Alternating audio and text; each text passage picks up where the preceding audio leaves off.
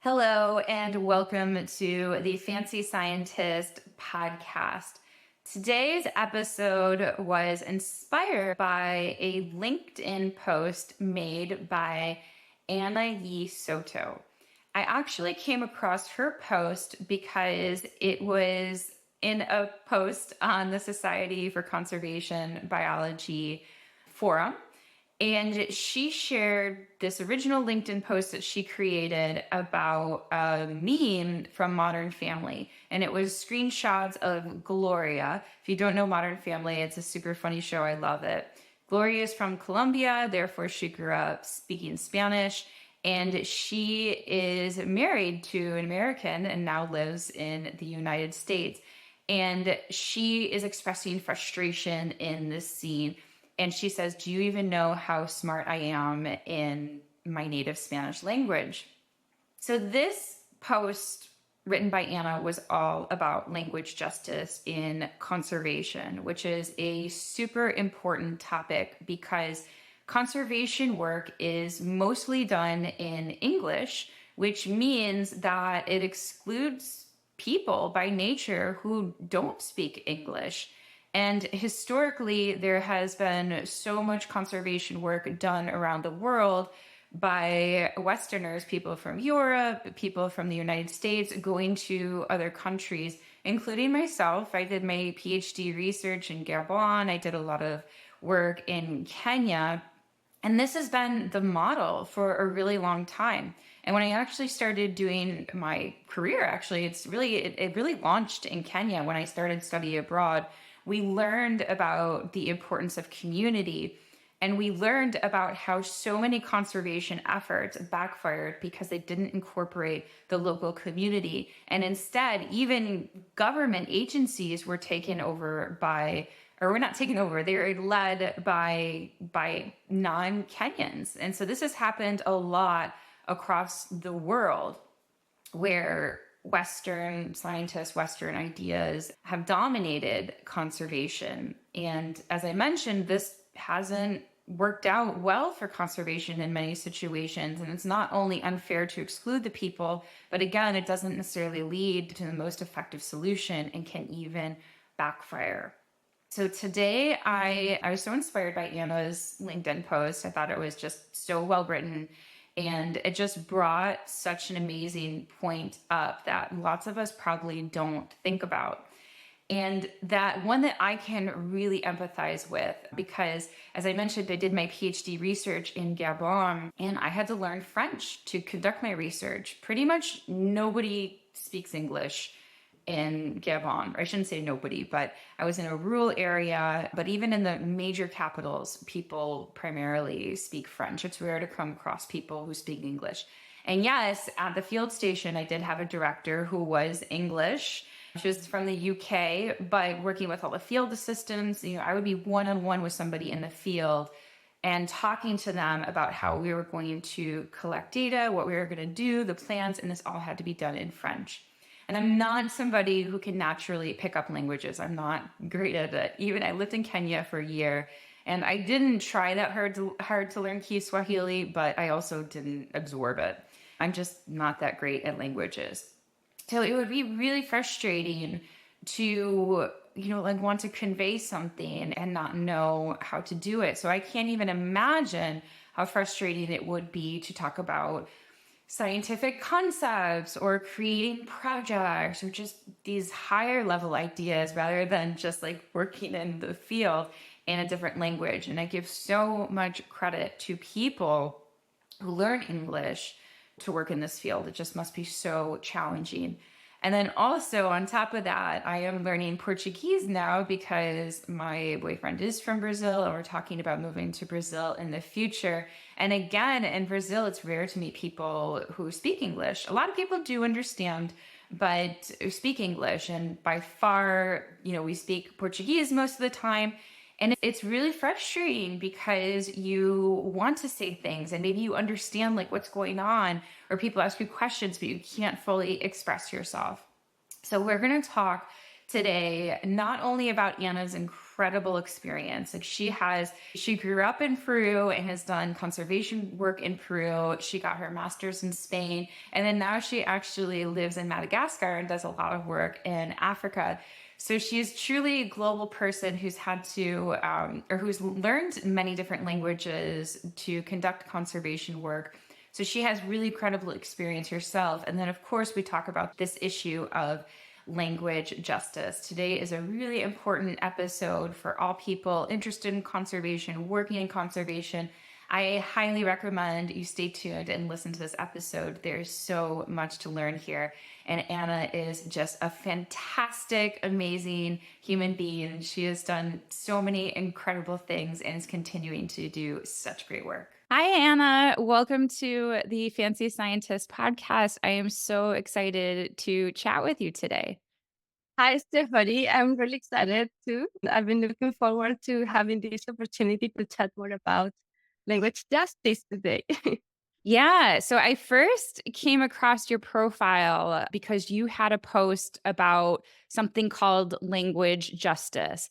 And we will definitely get into that. But first, I just want to take some time to get to know you. You are from Peru, but you've worked in many different places around the world, and you have just such an interesting and varied background in conservation. Can you first tell us, how did you become interested in going into a Mhm. career in conservation? Yeah, sure. Like you said, I'm from Peru. I was born in the coastal city where the landscape is pretty much dry land. But then I started working in communication. My background is in communication for development, and I was supporting projects for rural development and conservation in the Peruvian Amazonia. And this is how, as with your role as the communication person, you're the one that needs to translate the technical information, what is on papers, what is in project design, and trying to reconcile the technical or scientist vision with what is actually happening on the ground, on the landscapes, and especially what the communities have in mind.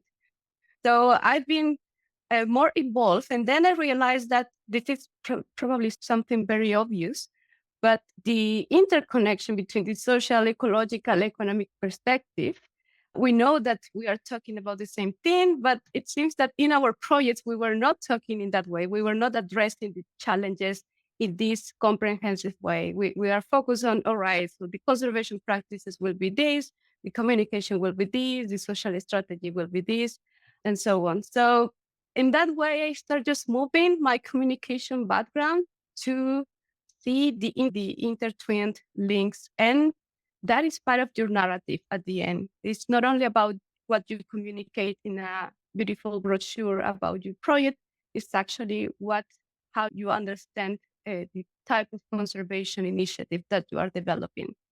Right. So this is how I started in Peru, in the Peruvian Amazonia. So you were working for a conservation organization, and they were trying to implement scientific research to better whatever aspect you're working on. And then, so your job then was essentially to be like a liaison between the community and the conservation organization. Is that what you did? Yeah, pretty much that.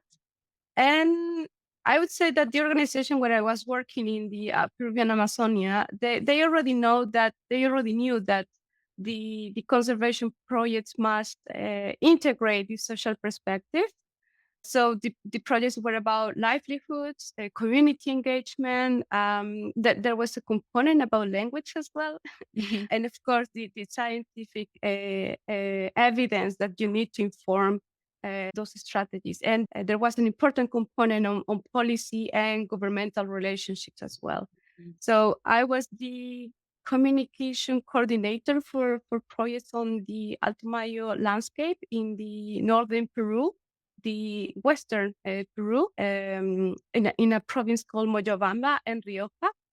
And this, by being a communicator, you're actually the entry point between those, I would say, two words: what is happening in communities and what is happening with the technical team. What would you say was the biggest struggle or complication in trying to work with both the people and maybe more of like the science side?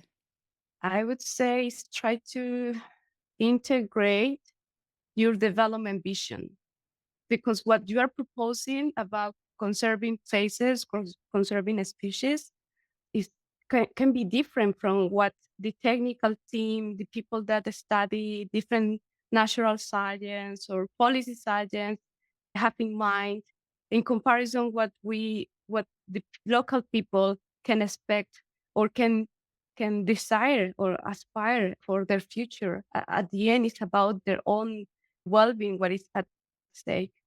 And for instance, I remember an anecdote in Central African Republic. What about if those communities eat certain animals as part of their culture, and it has been done in a sustainable way?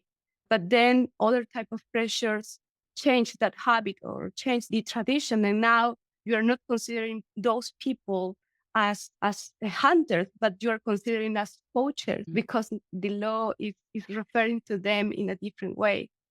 So once again, sometimes different perspectives just clash or overlap. And in that way, the whole team, the interdisciplinary teams, is needed to understand the different visions for what development and conservation means for the people involved. I love that you bring up that point, and you're so right. And when I started my career, I very much wanted to be amongst the animals and focus on the wildlife. And I really learned about the importance of people when I did study abroad in Kenya. That was like the first time I really had heard that concept, although I was new in my conservation career in general. But still, I understood the importance of local community, but I really wanted to like study the animals. And then when I did my PhD and I did my field work, I feel like that's really where when I understood the importance of how you mentioned, like, the economics, the political, the social, because I worked on African forest elephants, and the science I was doing, I thought was really cool. I was studying their social structure. But a paper came out at the end of my PhD that said that forest elephants had declined by, I think, 60% in just, like, that short time period. And I was like, "Why am I studying this animal?" I mean, I know why I'm studying it. It's interesting and it's like I love it, but it just seemed like to really conserve it that we needed to like study people and understand people because with African elephants there's so many different dynamics that come into play from different countries, and for them they're sought after more for ivory than they are for local bushmeat. But anyways, this it's just so complicated, and a lot of people go into this field thinking they wanna be study the animals, and they think that studying the animals is going to fix the problem, and often it's opposite. Like, yes, we do need to study the animals, and it is important, but lots of times, like, 95% of the solution is in working with people and communities and understanding these differences that are so important. Yeah, I would agree with you, Stephanie. I think nature is 100% wise. I mean, we don't have to teach anything to nature. This ecosystem has already worked in the same way for many millions of years, and the balance is already established. I mean, everything is is already done.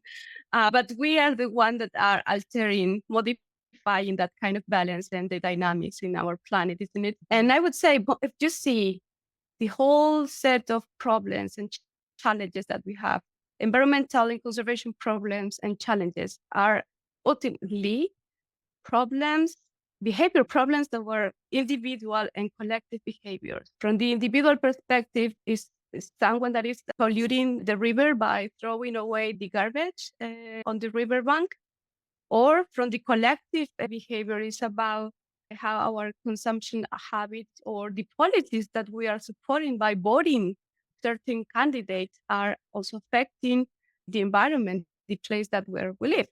What do you say about, all right, the target of your study or your research can be the animals or the flow or functions within an ecosystem, but we humans are around those contexts, and we are the ones that we need to be tackled as well to implement and to frame the solutions that we need. Yeah, absolutely. Have you always loved conservation and nature? Is that how you got it? Like, how did you get into this career in the first place? Did you know that this was an option for you? Because when I was growing up, to be honest, I didn't know this was a career option until I was in my, I think, early 20s. Like, I just didn't know that you could become a wildlife biologist or work in conservation. So, how did you think when you were younger? And then how did you get that first job? Yeah, I mean, I was born in a small town in Peru called Chepen.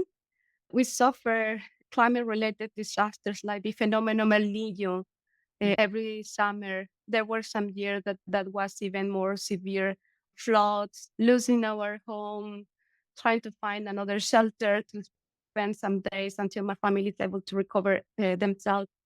And by that moment, you are thinking, all right, so my idea of development is earning enough money to have, a house, concrete house, ensure that you are going to have the livelihoods to buy your meals. And then I was involved in more rural development, but the rural development in a way that the more infrastructure or gray infrastructure we have, it means that the more protected we're going to be. I was thinking in that way when I was in my teenage age.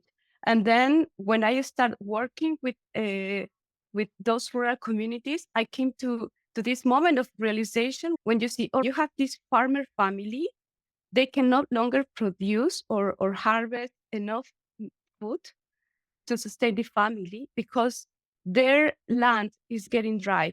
Their land is getting degraded. And this land is getting degraded because they need to add those chemical inputs, chemical fertilizers, and so on.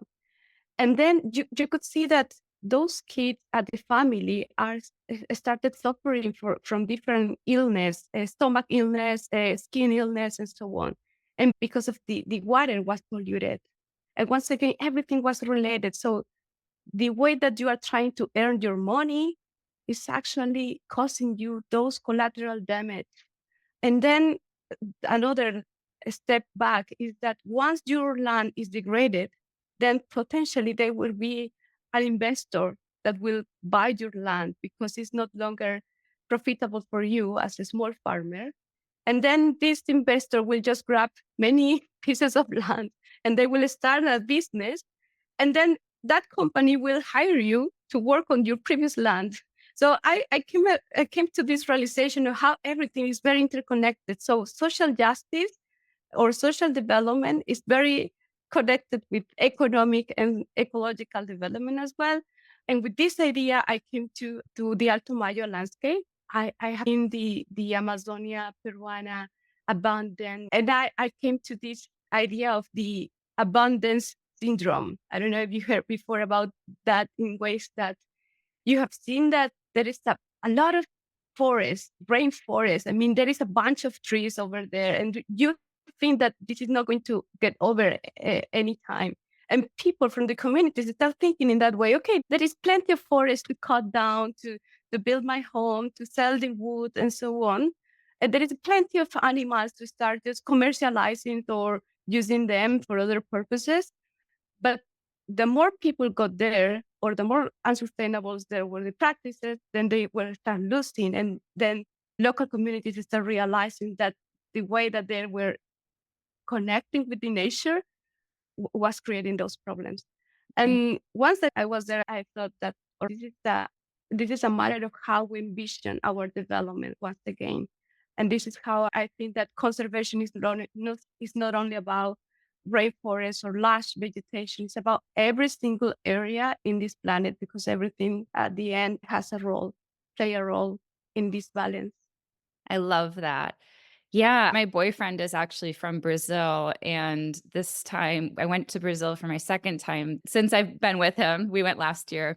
This time we took a different route. Anyway, it was during the daytime. I've never heard of the abundance syndrome, but we were flying over what must have been the Amazon because I just saw endless forests. And I couldn't believe it because You hear so much about the Amazon destruction and how it's shrinking, but even with all of that, it was still like we were flying for hours and I was still seeing forests. So it was amazing. And I love that you bring up that conservation can happen anywhere. Again, I feel like I used to have that mindset that I would have to go to Africa to conserve rhinos or elephants. But there's like just getting to know my community here. I'm newer to the Chicago area, and there's actually so much biodiversity here, even though we're in the suburbs of a big city. And I'm constantly using my iNaturalist and Seek app to document native species. And I'm lucky that I'm a homeowner and I can plant native plants on my yard. And we get endangered species. We get monarch butterflies, which unfortunately are Oh, now yeah. endangered, but they're really important animals.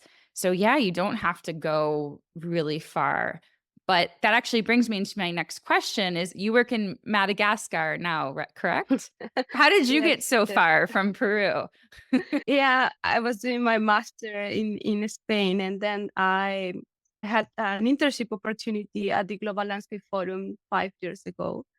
And at that position, I started working with many African organizations, and I was positively shocked that I realized that our challenges. I mean, I'm coming from the Latin American region, and I have seen that we have the Amazonia basin, that then there is the Congo basin in Africa, Mhm. and every culture is particular, but there are some issues that we share regarding, once again, our development vision, what we consider development is, some struggles regarding gender opportunities, generation opportunities, the way that we are using the wealth of natural resources that we have under the ground and over that, and as well how the economic and even the financial system is working, and how some structures of powers are being perpetuated by the way that some organizations are keep holding some relationships. And I'm talking about, for instance, how much local people is involved in project design, in leading the organizations that are operating in the countries, in our countries, and so on. So I felt this common ground, and then I started working in Central African Republic. It was a complete challenge for me. I had to learn French. I couldn't speak by that time, and I'm really proud to say that were my Central African friends that taught me French. So my French is pretty much Central African now. And then here in Madagascar, fortunately, they speak the same language. And then I came here to work in a small consultancy for a project related to wildlife as well. So yeah, this is my journey, and here I ended up. I can totally relate to learning French. So, we'll talk about language justice in a minute. And I have so much empathy for people learning new languages and especially working in different languages because I personally have this belief, maybe it's true, maybe it's not. I just feel like languages are really difficult for me. Like my boyfriend, he picks them up so easily, but when I was learning French to conduct field work in Gabon and we're thinking about moving to Brazil and he's like, "Oh, once you live there, you'll be fine. You'll pick it up." And I'm just like, "No, I lived in Gabon for 4 months at a time and my French is still bad."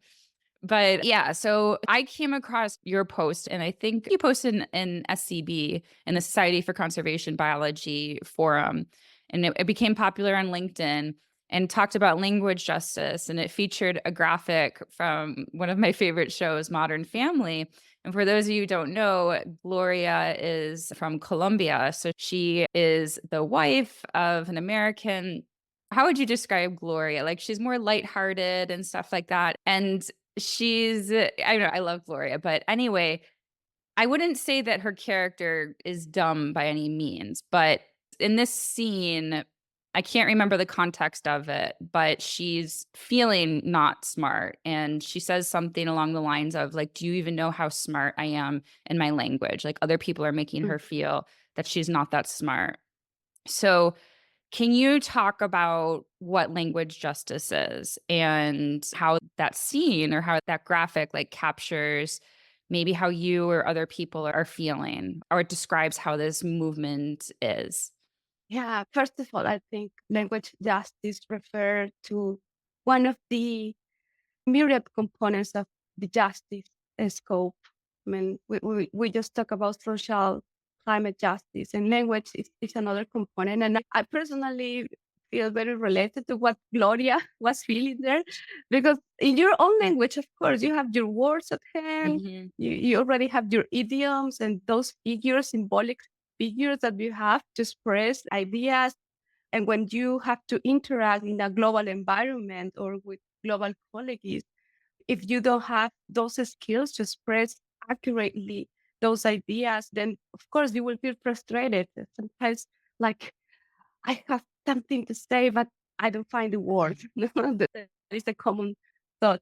And it seems that this is not happening only when you have to go into discussions in a, I don't know, work meeting, but it also happens in your day to day life when many important decisions or the way that your future is going to be addressed is being defined by others because you are not there or you don't have the words to bring that perspective, to bring your perspective, or potentially to bring the local community that you are representing in that conversation.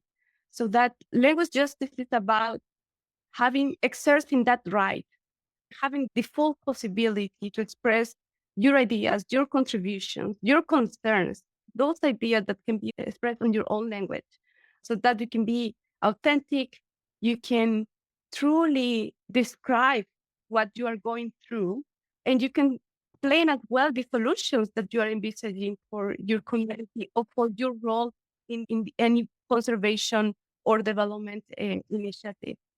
And yeah, I've been working with different colleagues throughout my professional career, and I have seen that they were the ones with the solutions, with the wealth of local understanding.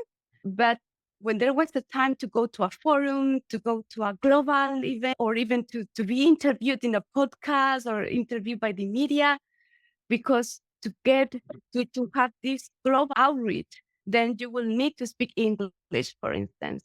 And then those really strong ideas that were just lost because that Mhm. person couldn't speak in English, or because the organizers or the producers of those media opportunities didn't ensure those resources for the person to freely express in their own language. Yeah, because and so to give people some context that a lot of conservation organizations around the world come from Western countries, and science in general is pretty much done in English or dominated by English. Like if you're going to publish a study in a scientific journal, it has to be in English. There's probably some journals that are in other languages, and there are abstracts now, like journals will have abstracts translated into different languages. But as far as I know, I don't think that whole studies are translated. So it's really, if somebody wants to participate in science historically, how it has been, well, and currently is, and they're not a native English speaker, they need to learn English. Would you say that's accurate? I would say there are some current efforts to Mhm. solve this, but not enough. Yeah. From my experience, I have seen that sometimes you are, for instance, going to remote places where still you have conservation or nature strongholds, something to protect that usually are the conservation objective in your project. Probably those communities will speak in their own language, isn't it? Mhm. And you are creating your theory of change, you are creating your project outcomes, you are creating the solution or outlining the solutions based on what your research, your scientific research tells you, plus what some local professionals tells you, or probably what the gray literature tell you about the issue. And potentially you can make a few community meetings so that we can tick the box that we have been inclusive. But at the end, you didn't grasp what communities are expecting or what communities are considering, or if communities want that solution that you're proposing. I wouldn't say that I wouldn't oppose to the collaboration. Of course, we need to bring all type of knowledge, local traditional knowledge, scientific knowledge. We need it all. But I mean, what we need to refrain and to adjust and to heal, I would say, is the way that we are relating, that we are connecting with the different uh, project participants or the people around a conservation objective, so that the relationship is more equitable. At the end, language justice is about recognizing that we need to be equal partners in that solution, not the project implementers plus the project beneficiaries, which is usually the local communities Mhm. in project papers. How would you recommend that scientists or conservation organizations go about doing this the right way? Well, I would say a dose of being humble. Yeah. I would say that is, and have the eye open and eager to understand the local reality. Mhm. Sometimes, you have projects that have short term, or there is a period where you have to complete everything, or even your research project has 3 4 years, but go there with the idea of co-creating knowledge rather than extract or capture the knowledge from the, Mhm. the place that you are visiting. Also try to go there to just not to have the goal of publishing something, but how the knowledge that I'm going to understand is going to benefit the whole community. And by community, I don't mean the local community, the people living there only, but I'm talking about the whole, the range of actors that are around that landscape. The scientific that is going there to do the research, the people, the governmental bodies, the local governance bodies, any entrepreneurship that is around, and of course the people that is living there. So how can you try to see that this is not about going there and extract some knowledge or some scientific findings. This is about I'm going there to collaborate, and it means that I'm as I'm the subject to be benefit as well, in terms of sometimes I have heard this narrative of I will visit there, I will research your community, and I will give you the solution, like the doctor approach, Mhm. isn't it?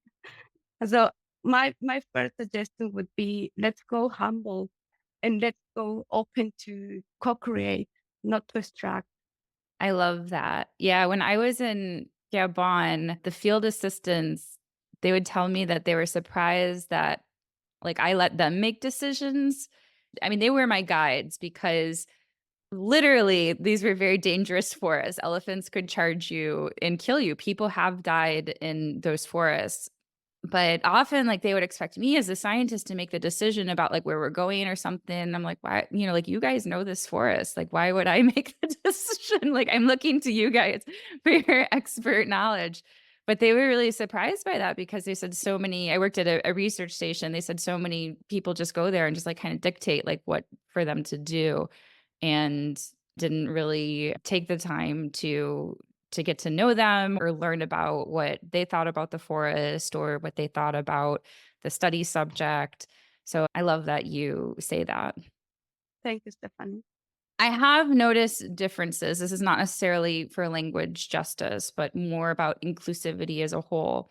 I have noticed a big difference since 2020. And I think this was particularly sparked in the United States by the Black Lives Matter movement, where since then it has really seemed like not only, I mean, the world or the United States really became like really understood the differences that people of color in our country face. And I've noticed a big effort for conservation organizations to include more diversity and even hire positions specifically to address inclusivity and to reach people who have not normally been a priority in conservation work. Have you noticed changes, and what other things do you think that people can do to make things even better, to increase the amount of inclusivity that needs to happen? Yeah. I also have seen that there are, like I said, there are some efforts. I have seen that more global events include, simultaneous translation or interpretation. I felt that there are major endeavors. There are some organizations and events that are adding simultaneous interpretation to their events. Some other organizations are making available the publications in different language. Even the calls, for instance, call for grants, call for nomination. Mm, They are already trying to publish this in four languages: English, Spanish, French, and Portuguese. Some of them are also trying to publish in regional languages like Swahili in Africa, for instance. So it means that there are efforts that we need to value, of course. But again, it is not enough. We still need to keep that in mind. Even when we write an email in the dominant language, we prevent people from understanding completely what you are trying to say in your message. So, who is the one that needs to do or to enable those tools? Is the people in the landscape, or is the people that is organizing an event or certain project? Because at the end, is your interest working with the people that is working on the landscape or the people that is living in the landscape? So you have the majority there. So it means that we are the one, I mean, we that are behind the desk, or we are the one trying to bring a solution or to kick off a solution, or to bring resources.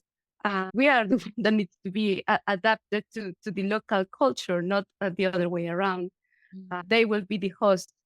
So I would say those are the changes, the mindset changes that we need to do. It's not you need to fit my standards to be part of this event or to be part of this decision making table or be part of this high level meeting.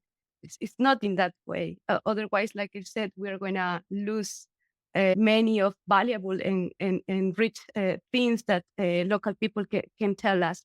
So once again, inclusivity is very related to language justice once again, mhm, because language justice is about representation. We cannot say that the world only communicates in four main languages. We cannot expect that, or we cannot take that for granted. I mean, we cannot settle ourselves to just see the whole dynamic in that way. In my country, there are like 300 different dialects. In other Africa, in Central Africa, people speak Sango, another local language. Here in Madagascar, people speak Malagasy, but depending on the region, there are many local dialects. So it means that we need to ensure that at least there are those conditions for people to express their position regarding to their local problems and regarding to the global solutions that potentially you want to suggest, but sometimes you want to impose. So this is something that we also need to keep in mind. yeah, there's so many languages out there, it's overwhelming, and I loved what you said earlier too about, like, the frustration in expressing yourself, and I would even say that you can act like a different person in different languages. Like, I know for sure when I am in Brazil speaking Portuguese, like, I've told my boyfriend to honestly, like, tell his family that I'm more outgoing because and my Portuguese is so limited, so I'm so quiet there compared to how I am here. And I know the same is for him, where he is, like, more quiet here, even though he speaks English, like, perfectly. It's still like, he tells me that he can't fully express himself in some ways, like, there's not the right words for it, or I don't know, he just feels more comfortable speaking in his own language. So you're right, there's so many different languages, and in translation, there's some things that cannot be translated, and there's emotions that are more difficult to express in different languages, and there's just so many different layers to it. So let's Yeah. change gears a little bit. Why don't you tell us about your current position? You're at an organization, GLFX, is that correct? Yeah. Okay, okay, sorry. I'm looking at Uh, your LinkedIn profile, and it looks like you're at but it's also part of C4AF. Okay, so what are all those acronyms? What do you do? Tell us about that. yeah, happy to explain more about that. Global Landscape Forum is a knowledge-led platform and is bringing together different actors from a landscape and applying the landscape-based approach. And by landscape, I mean that is not only about the geographic area, but also those activities, organizations, groups, communities that are living in a certain area, and how we reconcile the different activities in perspective that they have to make those activities sustainable. And of course, when we talk about sustainable, once again, we bring the perspective of equity, diversity, and inclusivity. And the Global Landscape Forum has an amazing network called GLFX. GLFX is a network of locally led organizations that are working on their landscape, developing restoration and conservation projects. Some of those local and independent organizations are also creating partnerships with the landscape actors. And some of them are also trying to influence policies in the regional or national scopes. This network create different opportunities, a bundle of support, not only the financial support that of course is needed to implement actions on the ground, but also regarding networking, spotlight, media exposure. In that way, those local organizations can showcase what they are doing, the kind of solutions that they are implementing, how they are leading, actually driving the change in their landscapes. GLFX use the Global Landscape Forum events and programs to bring those local organizations so that they can start making those meaningful connections that they want to have for accelerating the restoration and conservation in their communities. So I'm coordinating this network with 5 more teammates. Everyone is based in a different country and region. And we have right now, we are supporting 35 local organizations. There are some in Latin America. We have 20 in Africa, and there are 3 in Asia. We are a community of local organizations. And because of that, we are trying to liberate their message, their perspective, and trying to connect the right opportunities based on this approach with those local organizations. And then you also work at C4 as well, the Center for International Forestry Research and World Agroforestry. Okay, so C4 eCraft is this major organization under Global Landscape Forum is. If I could describe using a picture, I would say C4 eCraft would be the matrix. Then we have a relevant project called Global Landscape Forum, which is this global knowledge-led platform. And then GLF, Global Landscape Forum, has different innovations or departments. There is a youth program, a knowledge commons program, and the GLFX network, which is the program that I'm coordinating together with my teammates. Wow, you're a busy lady. And then you also started your own organization too, correct? It's Planeta. Is that how you say it? Crea Planeta? Crea Planeta. Crea. It's indeed the second volunteer-based organization that I create. The Oh, that's first one awesome. was like 17 years ago. The name is more related to solve some security issues in Chiclayo city, my home city. And this Crea Planeta is actually trying to capture the best lessons learned from Red Espace, where I realized that this Red Espace was totally supported by the volunteer action of people. If you have something in common, if you have something that matters to you, then of course funding is needed, but willingness is crucial. It's at the heart of every major challenge or goal that you might have. And then with this idea, and of course, trying to set a Crea Planeta, set a direction for Crea Planeta. This is a global south and woman-led organization. Right now, we are working with a small town in Chiclayo called Cayas. There we have some Crea Planeta change makers. Crea Planeta is about how can we use communication for development, social marketing, and insights from the behavioral science to design our campaigns for environmental solutions. How can Mm. we go further or go deeper into people's mind to understand the culture, the social norms, to understand the individual behaviors, and how can we craft a campaign that engage people to start making those changes that are going to be individual, but once they are collective, they can make a huge impact on the way that people is being connected to their landscape and nature. Wow, that's amazing. You're doing such great work. What would you say is your final piece of advice for somebody who wants to go into a field like this? Like they're inspired by you and they want to do similar work than you. What advice would you give them to follow this path? I would suggest to keep a curious mind and spirit, because what you understood about how the world is working probably will not be the same once you go to another place and you learn from another group of people. Once again, everything is also framed by the language, by the meaning that you give to some word. So once you're curious, you are just available to get more meanings from what you already think was established. And the other aspect is try to be humble. Mhm. Sometimes we think or we feel that we have this solution. I already seen too much. I already have like 1 decade, 2 decades of conservation experience. I already have this director, manager position, and la la la.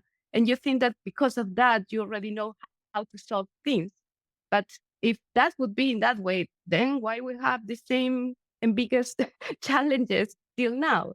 So Mhm. it means that we still need to learn. And when you recognize that, you are more open to also accept the advice and the perspective from the community that you are trying to serve.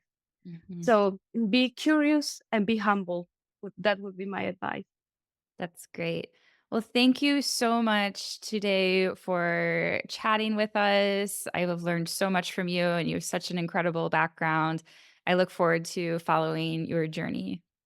Thank you so much, Stephanie. I was really happy to also learn from you. Very interested Aw. experiences as well. Thank You're you. combining language. I would say that you are feeling also what is language justice in somehow. And I hope that your podcast and every episode can inspire more people to join this beautiful mission Oh, that you are part of. thank you so much. I really appreciate that. Thank you, Anna, for that fantastic interview. I learned so much, and I know there's lots of work to do, but it has been incredibly helpful for me. And I know all of you out there to learn about this important topic and incorporate change when you are doing your research or visiting other countries or just working with different types of people. You can follow Anna on Instagram at ana.yi.soto.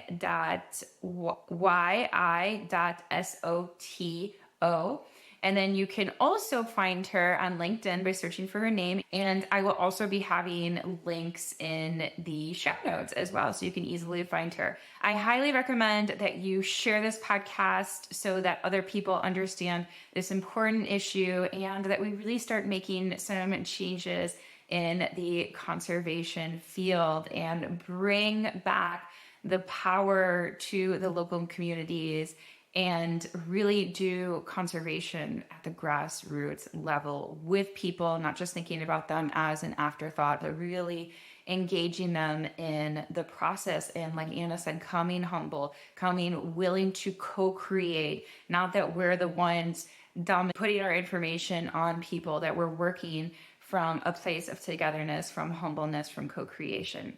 Thank you so much. Be kind to each other.